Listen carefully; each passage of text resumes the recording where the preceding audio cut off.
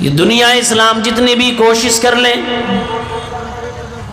یہ کفر کے لوگ اہل باطل جتنی بھی کوشش کر لیں، اسلام کو کبھی یہ دبا نہ سکیں اور نہ دبا سکیں گے۔ اللہ فرما رہا ہے واللہ متم نورہ ولو کرہ الکافرون، اللہ تعالیٰ اپنے نور کو مکمل فرمائے گا گرچہ کافروں کی یہ بات ناپسند ہو۔ السلام علیکم ورحمۃ اللہ وبرکاتہ۔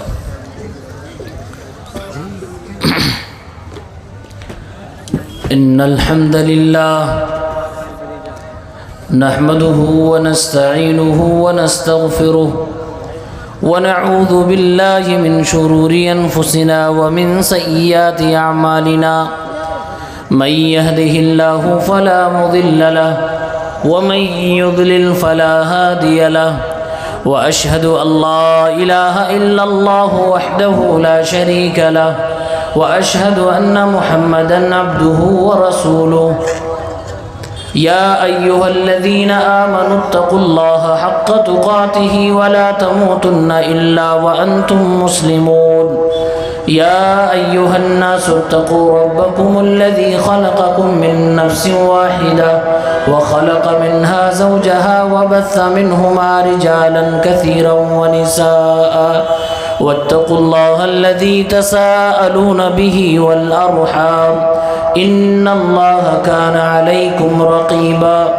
يا أيها الذين آمنوا اتقوا الله وقولوا قولا سديدا يصلح لكم أعمالكم ويغفر لكم ذنوبكم ومن يطع الله ورسوله فقد فاز فوزا عظيما أما بعد فإن خير الحديث كتاب الله وخير الهدي هدي محمد صلى الله عليه وسلم وشر الأمور محدثاتها وكل محدثة بدعة وكل بدعة ضلالة وكل ضلالة في النار أعوذ بالله من الشيطان الرجيم بسم الله الرحمن الرحيم يريدون ليطفئوا نور الله بأفواههم والله متم نوره ولو كره الكافرون۔ حضرات علماء کرام، اسٹیج پر تشریف فرما دیگر اسلامی بھائیوں، نوجوان ساتھیوں، عزیز بچوں، پردہ نشین ماں اور بہنوں،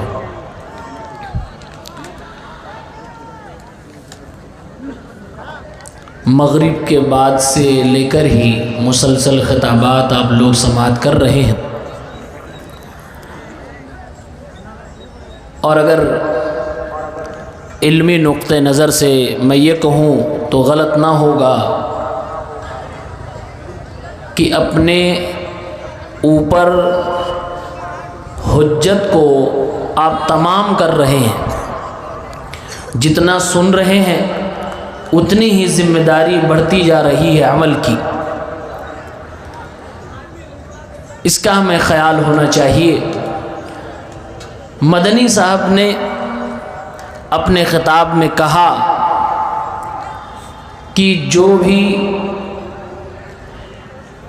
عالم دین، مقرر حضرات آپ کو کچھ سکھائیں نہ، کچھ سمجھائیں نہ، بتائیں نہ، آپ کا درد ان میں نہ ہو تو وہ دھندے باز ہے۔ یہ تو ایک طرف بات ہو گئی، کہیں نہ کہیں یہ ذمہ داری آپ سامعین کی بھی ہے، منتظمین کی بھی ہے کہ اتنا سب کچھ کھرا کھوٹا سنانے کے بعد بھی اسی ڈگر پہ چل رہے ہیں۔ وہی حالت ہے، سڑکوں پہ، بازاروں میں، مارکیٹ میں اسی طرح سے گھومنا، دائیں بائیں اسی طرح سے لیفٹ رائٹ کرتے رہنا، انداز وہی ہے۔ اب ایسے میں ایک مقرر کیا کر سکتا ہے، ایک خطیب کیا کر سکتا ہے؟ آپ کو ڈنڈے سے تو سمجھا نہیں سکتا، کیونکہ وہ یہ بھی جانتا ہے لست علیہم بمسیطر، کہ اے نبی آپ کو دروغہ بنا کر نہیں بھیجا گیا، وہ یہ بھی جانتا ہے وما علینا الا البلاغ، ہمارا کام صرف پہنچانا ہے۔ لیکن اس کا خاص خیال سامعین کو خود کرنا چاہیے کہ سنیں، اچھا سنیں اور اس پر عمل کریں۔ کوئی اگر علاقے کا بڑا عالم دین کوئی اپیل کر رہا ہے تو اس پہ کان دھرنا چاہیے اور اس نصیحت کو عمل میں لانا چاہیے۔ اسی میں ہماری عافیت ہے اور اسی سے ہمارے اصلاحی جلسوں کی اصلاح بھی ہوگی انشاءاللہ۔ حضرات، آپ کے سامنے سورہ صف کی آیت نمبر 8 کی تلاوت کی ہے۔ اللہ وحدہ لا شریک نے ارشاد فرمایا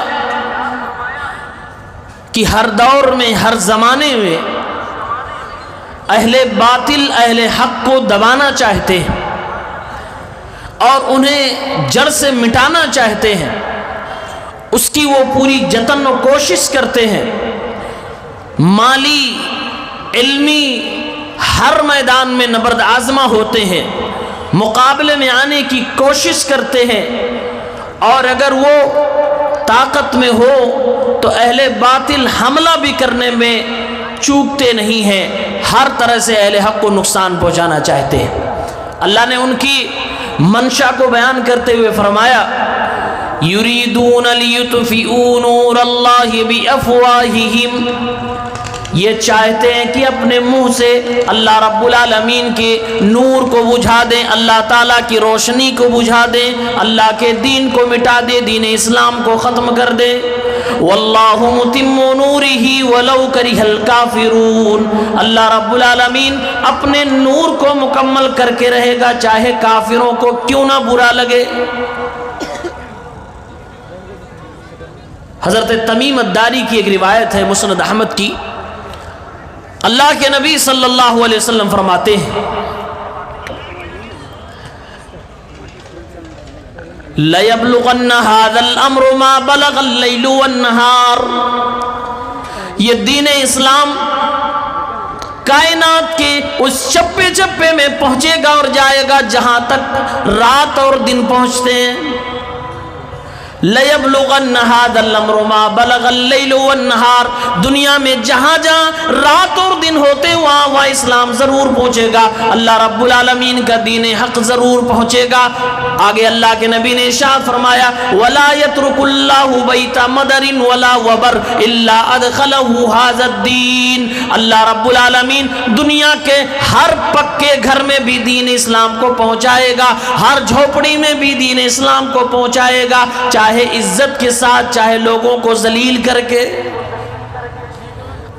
اب حدیث پاک پہ غور کیجئے، جہاں بھی دن اور رات پہنچ چکے ہیں وہاں دین اسلام پہنچے گا۔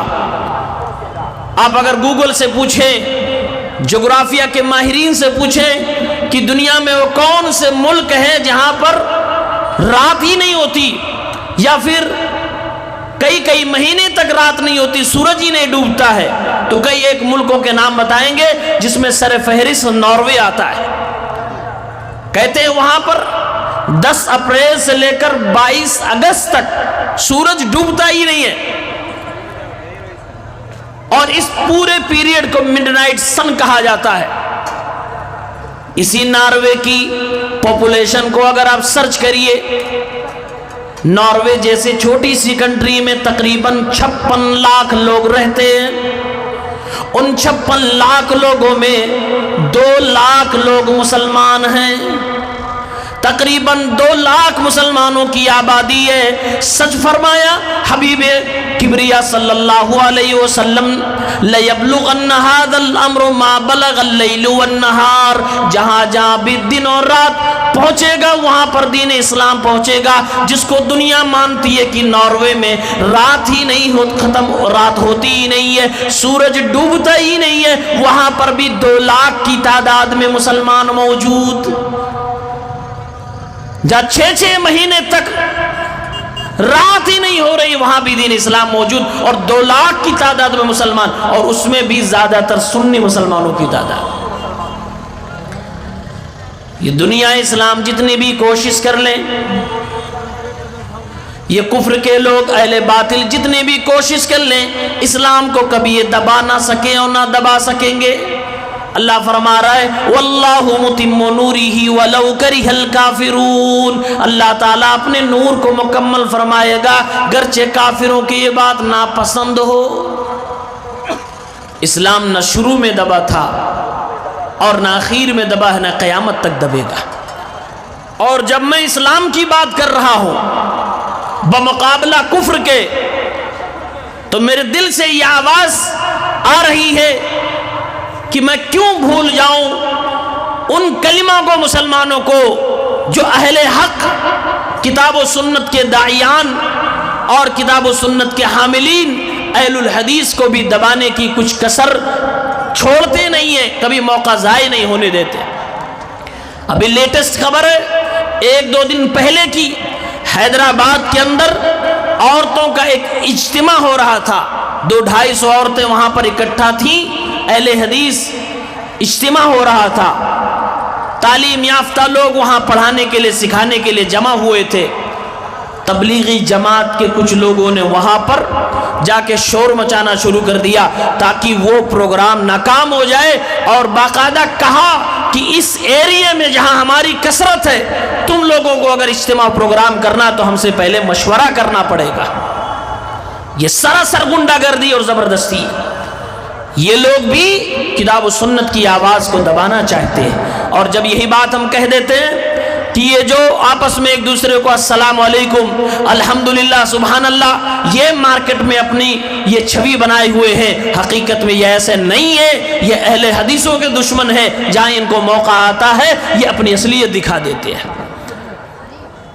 جب اللہ تعالیٰ قرآن میں کہتا ہے یریدون لیطفئوا نور اللہ بافواہہم واللہ متم نورہ ولو کرہ الکافرون، یہ اللہ کے نور کو بجھانا چاہتے ہیں لیکن اللہ کے نور کو کبھی یہ بجھا نہیں سکتے، کیونکہ اللہ تعالیٰ اپنے نور کو خود اپنے بلبوتے ساری کائنات میں پھیلائے گا۔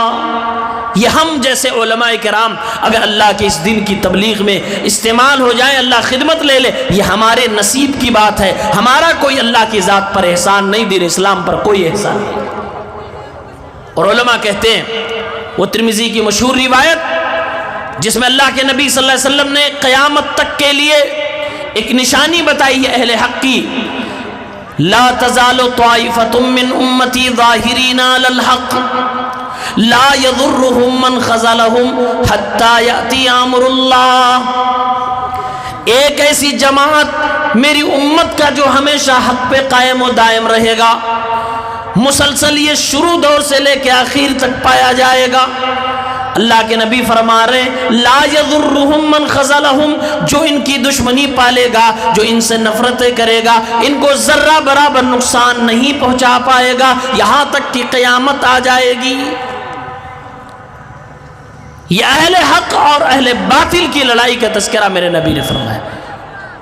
پڑوسی ملک کے ایک بہت ہی مائع ناز عالم دین فضیلت الشیخ عبداللہ ناصر الرحمانی حافظہ اللہ فرماتے ہیں اس حدیث کا مطلب یہ ہے کہ یہ اہل باطل کبھی دلائل کے میدان میں اہل حق کو پچھاڑ نہیں سکتے، ورنہ جسمانی طور پہ کئی بار ان لوگوں نے غلبہ حاصل کیا ہے، مار کاٹ کی ہے، لڑائیاں کی ہیں، پورے کے پورے طبقے کے لوگوں کو جلا ڈالا ہے، آگ لگا ڈالی ہے، لیکن دلائل کے میدان میں کبھی بھی یہ اہل حق کا مقابلہ نہیں کر سکتے۔ قیامت آ جائے گی، آج یہی ان تمام لوگوں کی حالت ہے جو آج حق پرستوں کے خلاف ہیں، ان کے اجتماع گاہوں پر جا کر اٹیک کرتے ہیں، حملے کرتے ہیں، نہ جانے کتنی ایسی مسجدیں ان لوگوں نے گرا ڈالی ہے۔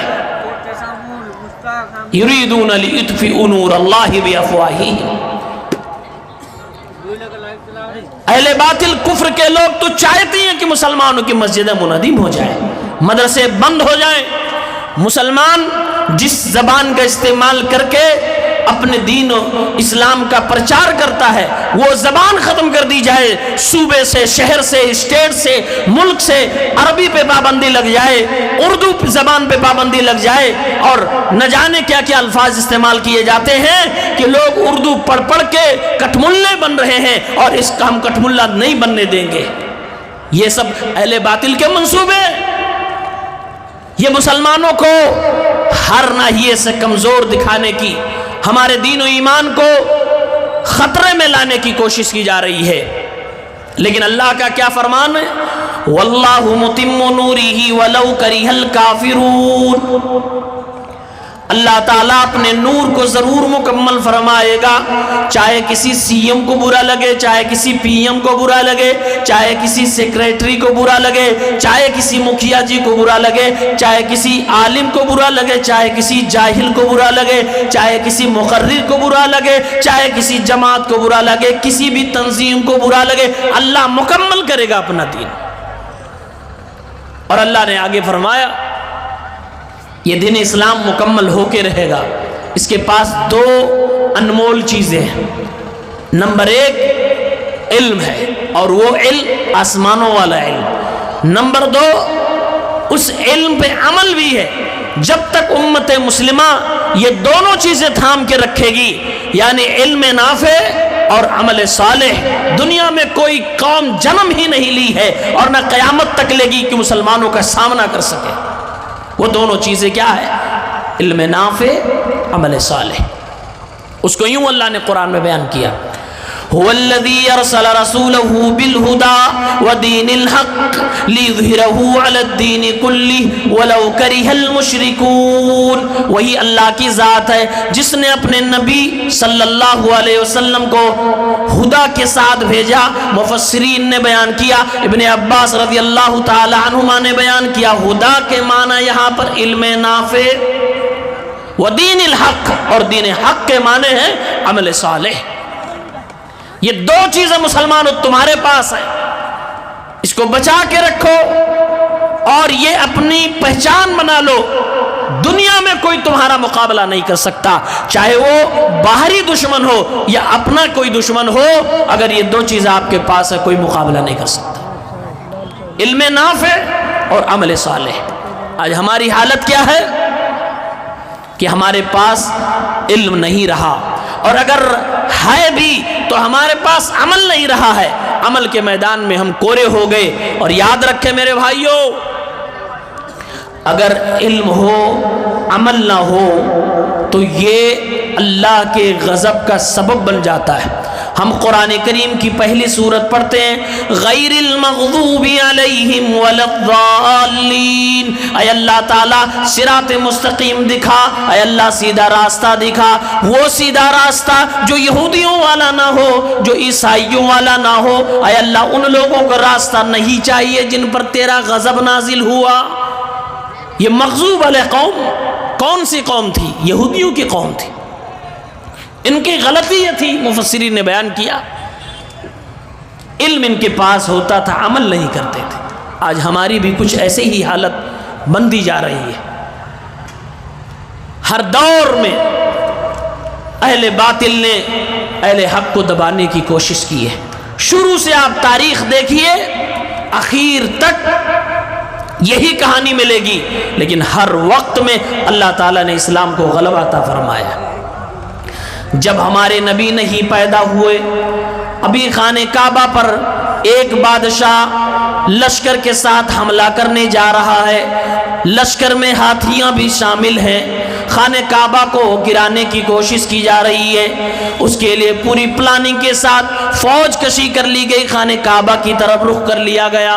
اللہ رب العالمین نے خانہ کعبہ کی حفاظت کی، اور ان ظالموں کی اللہ رب العالمین نے ان کو نیست و نابود کر دیا۔ قرآن کریم میں اللہ فرماتا ہے، وَأَرْسَلَ عَلَيْهِمْ طَيْرًا أَبَابِيلَ تَرْمِيهِمْ بِحِجَارَةٍ مِّن سِجِّيلٍ، اللہ رب العالمین نے ان کے اوپر چھوٹے چھوٹے پرندوں کا جھنڈ بھیج دیا، اور ان پرندوں نے ایسا اس لشکر کے اوپر بارش برسایا چھوٹے چھوٹے پتھروں کا، جو اللہ رب العالمین کے حکم سے ان کے لیے گھاتک ہو گیا اور جان لیوا ہو گیا۔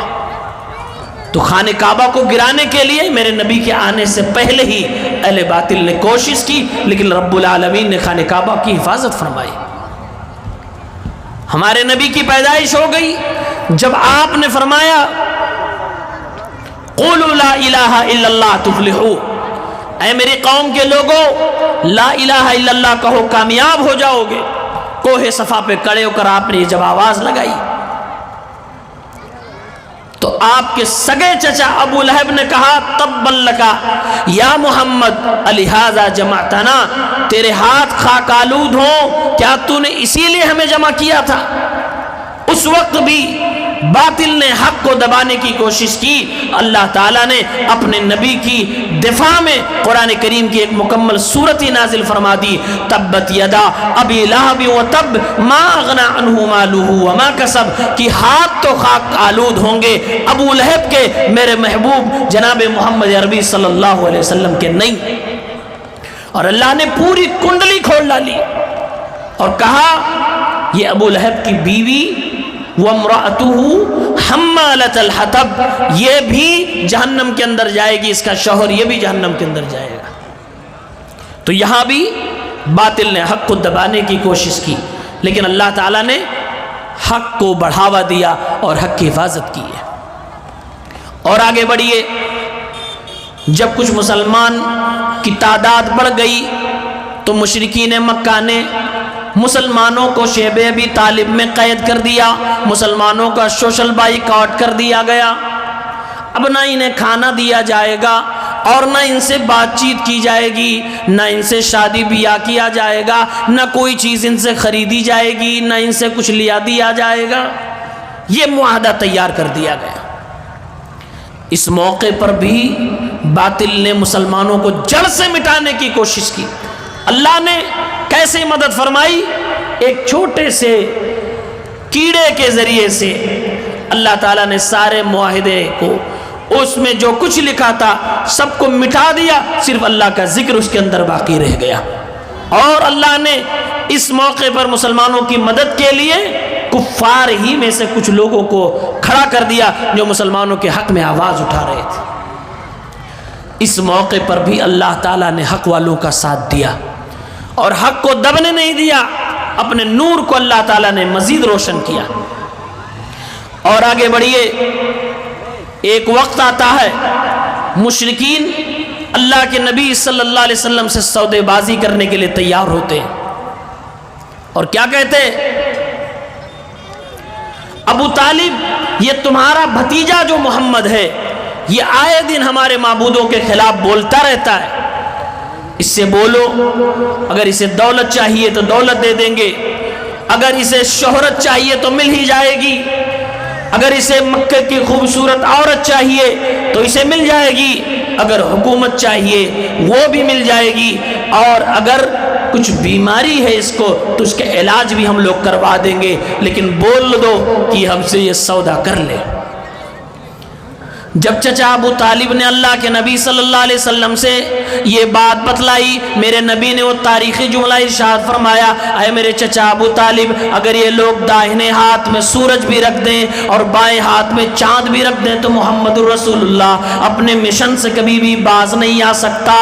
ایسے موقع پر بھی اللہ رب العالمین نے حق کو بڑھاوا دیا اور اپنے نور کو منور فرمایا اور باطل کو اللہ تعالیٰ نے نیست و نابود کر دیا. یہ میرے نبی کا عزم و حوصلہ تھا، یہ آپ کی ہمت تھی. اور آگے بڑھیے، باطل کیسے کیسے مسلمانوں کو دبانے کی کوشش کرتا ہے. کچھ زمانہ اور گزرا، مشرکین کی میٹنگیں چل رہی ہیں، میٹنگ پہ میٹنگ ہو رہی ہے کہ اب محمد کو ضرور مکہ سے ہٹانا پڑے گا ورنہ اس کا دین تو بڑھتا جا رہا ہے. دار الندوہ میں میٹنگ کی گئی، 3 قراردادیں عام طور سے اس میں پیش ہوئی. نمبر 1 کہ محمد کو یا تو قید کر دو، نمبر 2 محمد کو یا تو قتل کر دو، نمبر 3 یا تو محمد کو اتنا پریشان کرو کہ یہ مکہ چھوڑ کے کہیں اور چلا جائے. آخر میں یہ پاس کیا گیا کہ محمد کو قتل کر دیا جائے. اللہ تعالیٰ اپنے نبی کی جان کی حفاظت کر رہا ہے. وَإِذْ يَمْكُرُ بِكَ الَّذِينَ كَفَرُوا لِيُثْبِتُوكَ وَيَقْتُلُوكَ أَوْ يُخْرِجُوكَ وَيَمْكُرُونَ وَيَمْكُرُ اللَّهُ وَاللَّهُ خَيْرُ الْمَاكِرِينَ. یہ لوگ چالیں چل رہے تھے، اللہ تعالیٰ اپنی تدبیر کر رہا تھا. اللہ تعالیٰ نے حفاظت کے ساتھ محمد الرسول اللہ کو مدینہ پہنچا دیا اور یہ سب کے سب برباد ہو گئے. اپنے سارے حوصلے اور اپنی ساری پلاننگ لے کے رہ گئے. کچھ کچھ کام نہ آئی. اللہ تعالیٰ نے حق کو بڑھاوا دیا اور باطل یہاں بھی ہار گیا, باطل کی شکست ہوئی. اور آگے بڑھیے. جب میرے نبی مدینہ پہنچ گئے, مدینے میں پہنچنے کے بعد بس دوسرے سال ہی ایک جنگ چھڑ جاتی ہے جسے جنگ بدر کہا جاتا ہے. اور مسلمانوں وہ جنگ رمضان کے مہینے میں ہوئی. 17 رمضان المبارک کو تقریباً یہ جنگ ہوتی ہے, یہ غزوہ ہوتا ہے. مسلمانوں کی تعداد بھی کم, ہتھیار بھی کم, سواریاں بھی کم, اور کفار پورے جوش جذبے اور غصے اور طیش میں ہتھیاروں سے لیس ہو کر مسلمانوں کا مقابلہ کرنے کے لیے نکل پڑے ہیں کہ اب مسلمانوں کو جو تھوڑی سی تعداد ہے سب کو تہس نہس کر دیں گے, برباد کر دیں گے. نکلے ہی تھے کہ اللہ تعالیٰ نے ایسے موقع پر بھی کفار کو وہ تماچا مارا ہے کہ تاریخ میں آج تک وہ مرتب ہے اور لکھا ہوا ہے. اللہ نے قرآن کریم میں مسلمانوں سے کہا وَلَقَدْ نَصَرَكُمُ اللَّهُ بِبَدْرٍ وَأَنْتُمْ أَذِلَّةٌ.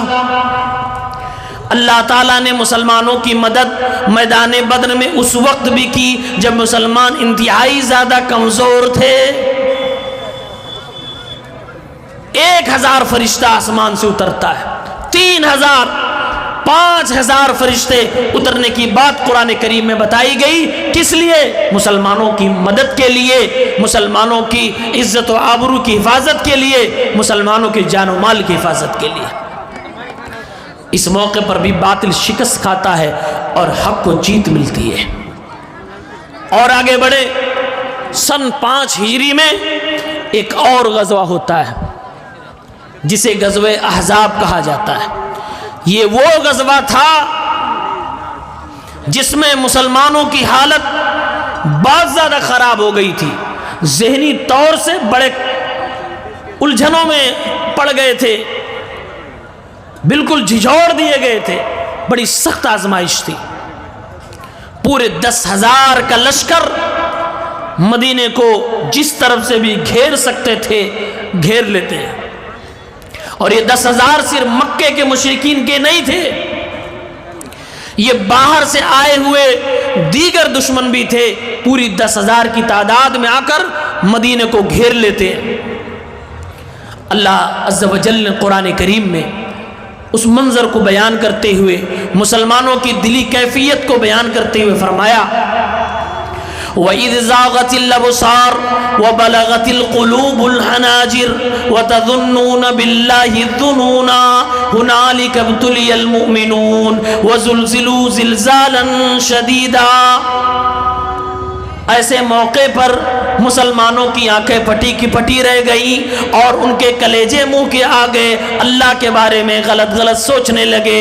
ایسے موقع پر مسلمانوں کو سخت ترین طریقے سے آزمایا گیا. آزمائش ہوئی, بڑی زوردار آزمائش ہوئی, لیکن نتیجہ کیا ہوا؟ اللہ تعالیٰ نے یہاں بھی باطل کو شکست دیا اور حق کو اللہ نے جیت عطا فرمائی. وہ یہ کہ ایک ایسی آندھی چلی کہ آندھی چلنے کی وجہ سے یہ 10,000 کی کفار کی لشکر بکھر گئی اور ان میں آگ بھی لگ گئی. یہ سب بھاگ کھڑے ہوئے اور میدان چھوڑ کے چلے گئے. جو آئے تھے پورا مدینہ لوٹنے کے لیے, برباد کرنے کے لیے, سارے مسلمانوں کو بیک وقت قتل کرنے کے لیے, وہ سب کے سب بھاگنے پر مجبور ہو گئے. اور آگے بڑھیں. سن 6 ہجری میں صلح حدیبیہ ہوتی ہے. صلح حدیبیہ آپ جانتے ہیں, کچھ عہد و پیمان ہوتے ہیں دونوں پارٹیوں کے درمیان. کفار نے کہا محمد مکہ سے جو بھاگ کر مدینہ آئے گا آپ کو واپس کرنا پڑے گا, اور جو مدینہ سے بھاگ کے مکہ جائے گا ہم نہیں واپس کریں گے. آپس میں جنگ بردی کر دی جائے. میرے نبی نے فرمایا ٹھیک ہے. حضرت عمر نے کہا اللہ کے نبی یہ دب کے فیصلہ آپ کیوں کر رہے ہیں؟ پیارے پیغمبر کا یہ فیصلہ حکمت سے بھرا تھا. جب عمر جیسا صحابی بھی سمجھ رہا ہے کہ اس میں ہمارا دبنا ہے, ظاہری شکست ہے, ایسے موقع پہ اللہ تعالیٰ قرآن کی آیت اتارتا ہے. اللہ فرماتا ہے انا فتحنا لک فتحا مبینا، اے نبی یہ آپ لوگوں کا دبنا و ہارنا نہیں بلکہ یہ واضح آپ لوگوں کی فتح اور جیت ہے۔ اور علماء جانتے ہیں کہ صلح حدیبیہ کے بعد جتنی تیزی سے اسلام بڑھا ہے، اس سے پہلے کل 18-19 سالوں میں اسلام اتنا نہیں پھیلا تھا جتنا صلح حدیبیہ کے بعد پھیلا ہے۔ جنگ بندی کے بعد جو اسلام پھیلا ہے وہ جنگ جب چالو تھی تب نہیں پھیلا تھا۔ 2 ہی سال کے بعد، جبکہ اس جنگ میں صلح حدیبیہ کے موقع پر جو صحابہ نے بیعت کی تھی تقریباً 1400 صحابہ کرام کا تذکرہ آتا ہے۔ اگر مان لیجئے کہ 1500-2000 صحابہ بھی رہے ہوں تب بھی کوئی بڑی تعداد نہیں ہے۔ میرے نبی کے نبی بننے کے 13 سال وہ 6 سال یہ 19 سال ہو گئے، 2000 لوگ کوئی بہت بڑی تعداد نہیں، لیکن 2 سال میں ہی اسلام اتنی تیزی سے پھیلا ہے، اتنی تیزی سے پھیلا ہے کہ سن 8 ہجری میں جب مکہ فتح ہوا تو اللہ تعالیٰ قرآن میں فرماتا ہے وَرَأَيْتَ النَّاسَ يَدْخُلُونَ فِي دِينِ اللَّهِ أَفْوَاجًا، اے نبی آپ دیکھیں گے کہ لوگ اللہ کے دین میں فوج در فوج داخل ہو رہے ہوں گے۔ اور ہوا یہی کہ سن 8 ہجری میں جب مکہ فتح ہوا تو مسلمان تقریباً 10,000 کی تعداد میں تھے۔ تو اللہ ایسے حق کو بڑھاوا دیتا ہے۔ یہ 10,000 صرف 2 سال گزرنے، 1 سال گزرنے کے بعد جب اللہ کے نبی حج پہ جاتے ہیں 1 لاکھ سے زیادہ صحابہ کرام سامنے موجود تھے۔ پتہ چلا کہ یہ جو دنیا میں بتلایا جاتا ہے کہ اسلام تلوار کے زور سے پھیلا، یہ سراسر جھوٹ ہے۔ ضرورت پڑی ہے تو اس کو اٹھایا بھی ہے، لیکن ایسا کہنا کہ اسلام صرف تلوار کے بل پہ زبردستی لوگوں کو کلمہ پڑھایا گیا، یہ سراسر اسلام پہ الزام ہے، یہ جھوٹ ہے جو بیان کیا جاتا ہے۔ اللہ تعالیٰ نے اسلام کو غلبہ عطا فرمایا، میرے نبی دنیا سے چلے گئے۔ پھر اس کے بعد نبی کے جانے کے بعد کفار نے ایک بار پھر سر اٹھایا کہ اب نبی چلے گئے، اب چلو اسلام کو دبایا جائے، مسلمانوں کو کچلا جائے۔